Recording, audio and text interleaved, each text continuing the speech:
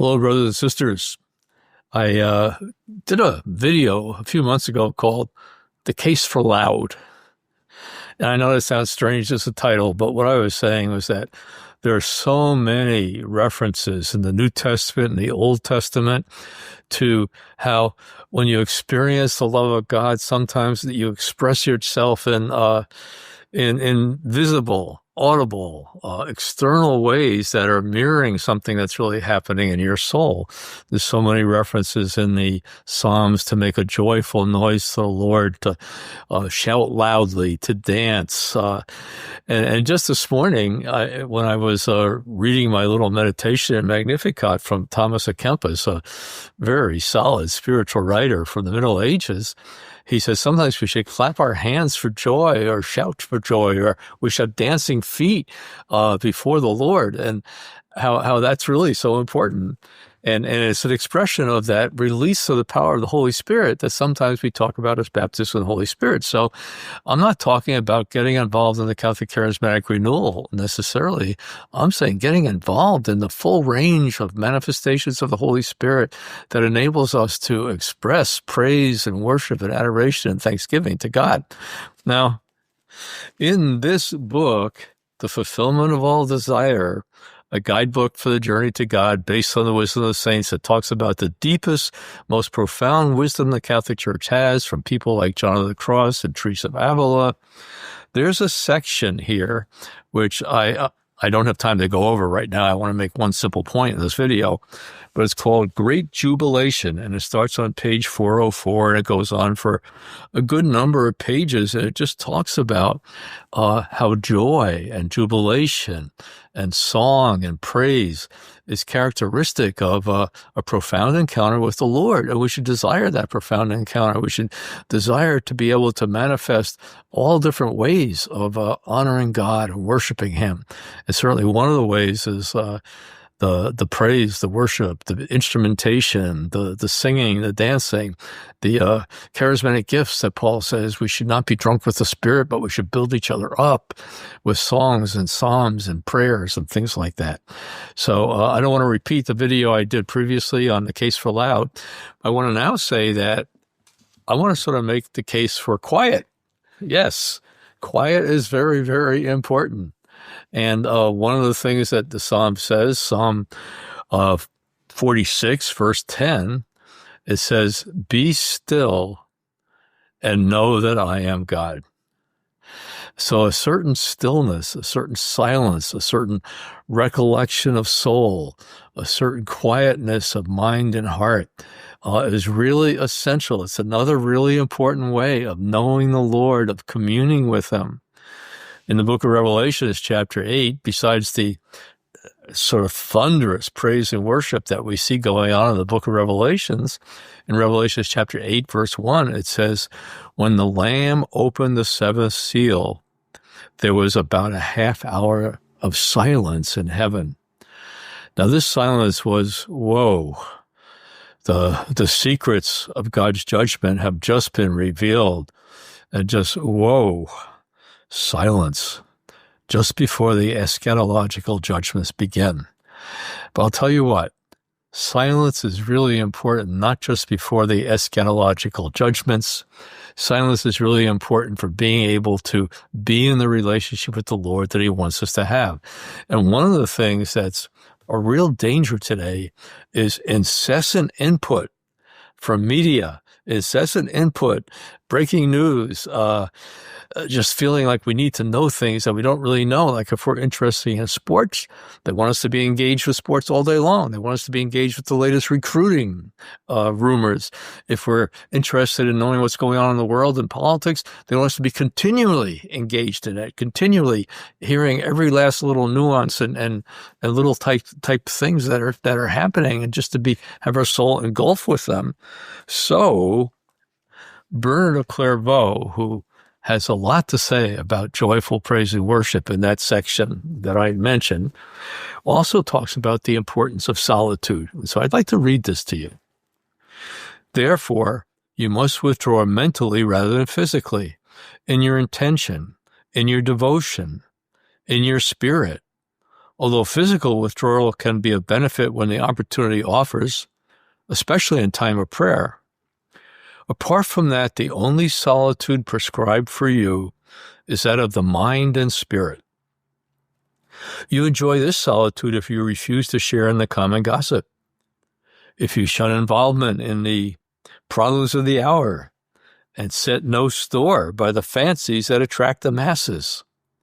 If you reject what everybody covets, avoid disputes, make light of losses, and pay no heed to injuries. You just you forgive, you love, you forgive, you love, you obey, you pray, you serve. You just keep going in the Spirit of the Lord. Otherwise, you are not alone even when alone. Do you not see that you can be alone when in company, and in company when alone? However great the crowds that surround you, you can enjoy the benefits of solitude if you refrain from curiosity about other people's conduct, shun rash judgment. Even if you should see your neighbor doing what is wrong, refuse to pass judgment on him. Excuse him instead. Excuse his intention, even if you cannot excuse the act, which may be the fruit of ignorance or surprise or chance. So we can see somebody doing something wrong, but we can't judge his soul. We can't judge his culpability. We could judge the rightness or wrongness of the action, but only God can judge the soul. So that is on page 307 of The Fulfillment of All Desire. Now, what Bernard is basically saying is you got to detach a little bit. You got to separate yourself a little bit from the incredible, incessant media and distractions. You have to occasionally turn off your phone. You have to be moderate in what you watch on television. You have to not vibrate at everything that the world wants us to vibrate about. Now, I find that that's most helpful as a way of establishing an interior solitude. Again, solitude is not the same as loneliness. Solitude is a silence in the presence of the Lord. You're not alone when you're being silent in the presence of the Lord. It's a solitude, but it's not a loneliness. It's a presence that's filled with some awareness, some consciousness, some perception of that God is God. Now, I think, Francis de Sales talks about this, and he says busy Catholic lay people shouldn't pray longer than an hour a day.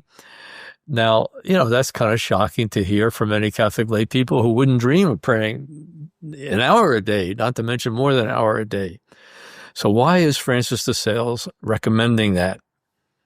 He says, how can you be in the presence of the Lord, attentive to the inspirations of Holy Spirit, with the mind and heart of Jesus himself in all the busy, complicated situations you're in your family, in your work, in your environment, unless you're paying attention to the Lord?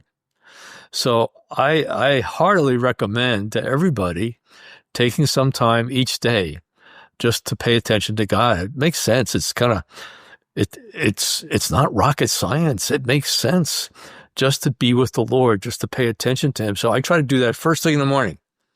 I get a cup of coffee, I do, and I come upstairs in my office, and I bow down to the floor like the angel taught the children of Fatima to pray, and I pray that prayer, bowing before the Lord. Father, I believe in you, I adore you, I hope in you, and I love you, and I ask your pardon for those who don't believe in you, and don't adore you, and don't hope in you, and don't love you. And I repeat it 3 times like the angel taught the children of Fatima to do. And that's a good way of just acknowledging that God is God. It reminds me of how Catherine of Siena used to pray. She said, Lord, you are the one who is, and I am the one who is not. Just getting clear about who's God and who isn't God, and our responsibility to honor him, to worship him, to adore him, and to pay attention to him, to pay attention to his word.